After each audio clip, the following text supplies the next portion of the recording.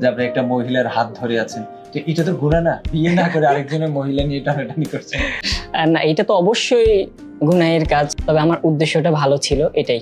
প্রতিবাদী নজরুল, সেই নজরুল মেয়েদেরকে নিয়ে বিভিন্ন শর্টস ভিডিও তৈরি করছি, তার কারণটা এটা একটা উদ্দেশ্য আছে আমার এটার কারণে, যেটা আমি হাইড রাখছি সবার কাছ থেকে।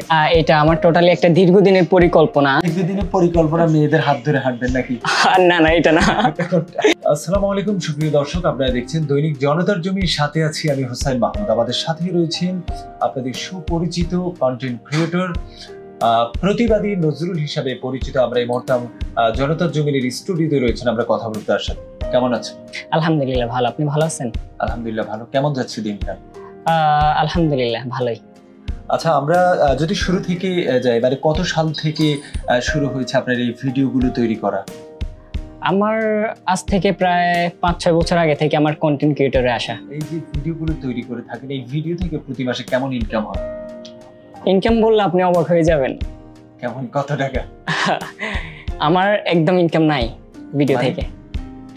অর্থাৎ আমার আগে যে পেজগুলো ছিল, যে সাইটগুলো ছিল, ওইগুলা একটা পর্যায়ে হ্যাকারের হাতেই পড়ে গেছে, হ্যাকারের কবলে। আমার চ্যানেল বলেন, পেজ বলেন, এরপরে আমার সবকিছু হয়েছে। হ্যাকারের কবলে এটা নিরাপত্তা ছিল না ভালো নাকি? একটা সময় থাকলেও যেন মনে হয় যেন বুঝি নেই আর কি। আচ্ছা, এই বর্তমানে আমরা যে প্রথম বলেছিলাম যে প্রতিবাদী নজরুল, প্রতিবাদী নজরুল আমরা দেখতাম আগে বিভিন্ন সময় উপযোগী যে কন্টেন্ট গুলো তৈরি করা, প্রতিবাদ মুখী সেগুলো তৈরি করা, কিন্তু আমরা এখন হঠাৎ দেখতে পাচ্ছি সেই নজরুল মেয়েদেরকে নিয়ে বিভিন্ন শর্টস ভিডিও তৈরি করছি, তার কারণটা? এটা একটা উদ্দেশ্য আছে আমার এটার কারণে, যেটা আমি হাইড রাখছি সবার কাছ থেকে। কেন, কি মানে কারণটা কি জানতে পারি কিনা? এটা একটা উদ্দেশ্যই বলেন। কি উদ্দেশ্য সেই জানতে হবে না? যে আগে ইসলামিক টাইপের বিশেষ করে ছিল, এখন ডাইরেক্ট আপনার মেয়ের হাত ধরে ঘুরছেন, এটা আমার টোটালি একটা দীর্ঘদিনের পরিকল্পনা, এখনো বাস্তবায়নের পথে। দীর্ঘদিনের পরিকল্পনা মেয়েদের হাত ধরে হাঁটবেন নাকি? না না, এটা না আর কি। এই যে মেয়ে নিয়ে ভিডিও করার একটা পরিকল্পনা ছিল না, আর এই সামনে একটা পরিকল্পনা আছে আমার টোটালি, যে কি হবে না হবে এসব নিয়ে আমার একটা প্ল্যান আছে ইনশাল্লাহ। তবে একটা পর্যায়ে এমন থাকবে না। মানে একটা পর্যায়ে গিয়ে তারপরে কি করবেন? মানে বুড়ো বয়স হলে এখন নামাজ পড়ি না এমন? না না, এমন না। এটা হচ্ছে ধরেন পরিকল্পনা, আমার একটা পরিকল্পনা আছে যে আমি এটাতে সফল হলেই ছেড়ে দেব ওইটা। ও মানে আপনি এখন যে টিকটক বা শর্টস ভিডিওগুলো তৈরি করছেন নারীদেরকে নিয়ে, তো আগে তো এই ভিডিওগুলো তৈরি করতেন, এখন করছেন যখন সফলতা হবে আবার ফিরে আসবেন আগের জায়গায়, তার ভিতরে যদি জীবনটা শেষ হয়ে যায়, উপরওয়ালার ডাকে চলে যেতে হয়, তখন আল্লাহ ভরসা, আশা করি এর আগে হবে। হায়াতের কথা তো বলা যায় না, তবে এক সেকেন্ড আমরা যারা মানুষ রয়েছি, প্রত্যেকটি মানুষকে যেমন কুল্লু নাফসিন যায়িকাতুল মাউত, প্রত্যেকটি মানুষকে মৃত্যুর স্বাদ গ্রহণ করতে হবে, চাই বা না চাই। তো আপনি যে বলছেন যে যখন সফল হবেন তখন, না না, অ্যাকচুয়ালি এটা আমি বুঝাতে চাইনি সফল, আমার এটার উদ্দেশ্য আছে, উদ্দেশ্যটা আমি হাইড রাখছি, নাইলে বুঝলে আপনি খুশি হবেন। উদ্দেশ্যটা আমি এখানে হাইড রাখতে চাই, ইনশাল্লাহ খুব শীঘ্রই আশা করি ওইটা সফল হবে, তারপর মানুষ আমাকে আগের মতোই দেখতে পারবে। দর্শক, এই যেমন আপনার মুখে রাসূলের সুন্নত, তো সুন্নত সুন্দর লাগছে আপনাকে, আর যদি এগুলো যদি ইসলামিক আলোকে যদি তৈরি করে, কিন্তু অনেক দর্শকরাই চায় যে নজরুলকে আগের মতো দেখতে চায়, প্রতিবাদী নজরুল হিসাবে মেয়েদের হাত ধরে হাঁটা, এই নজরুল দেখতে চায় না অনেকেই। কমেন্টে আমরা কিন্তু দেখতে পাচ্ছি অনেকেই কমেন্ট করছে যে নজরুল ভাইকে আমরা আগের মতো প্রতিবাদী নজরুল হিসাবে দেখি। ইনশাল্লাহ সবাই আগের মতোই দেখতে পাবে, তবে একটু সময় লাগবে আর কি। কেমন সময় লাগতে পারে? ধরুন আমার যে পরিকল্পনাটা, ওইটা প্রায় ধরেন আপনার 60% কমপ্লিট। হ্যাঁ, প্রায় সফল ওইটাতে।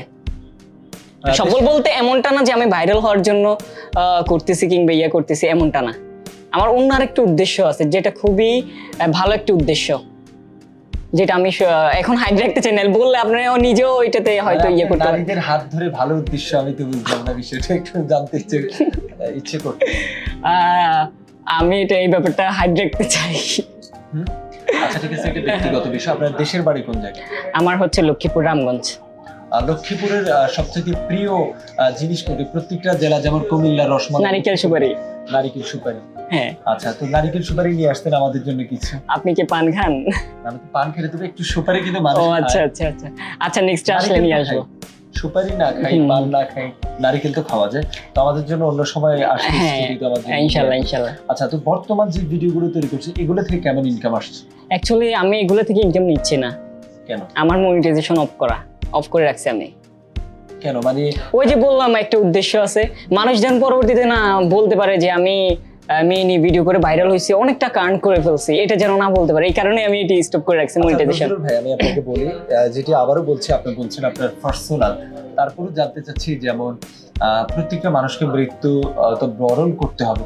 এই যে একজন বেগানা নারীর হাত ধরছেন, তো এই জিনিসটা তো মানে গুণা। যতদিন পর্যন্ত এই ভিডিওগুলো মানুষ দেখবে, এটি দেখে অনেকে তো আপনার মতো হতে চাইবে যে আমি প্রতিবাদী নজরুল হয়ে উঠি। তো প্রতিবাদী নজরুল আরেকজন মেয়ের হাত ধরেছে, সে ধরবে, গুণার ভাগ তো নজরুলও কিছু পাবে না। অ্যাকচুয়ালি হচ্ছে কি, আমার যদি শুরুটা আমি একটু অন্যভাবে করে ফেলছি মেয়েদের সাথে, তবে ওই রিলেটেড ভিডিওগুলো কিন্তু অলরেডি রিমুভ হয়ে গেছে, সোশ্যাল মিডিয়া থেকে রিমুভ করে ফেলছি। এখন যেগুলো মানুষ দেখতেছে এগুলা একটু ইয়ার মধ্যে চলে আসছে শালীন।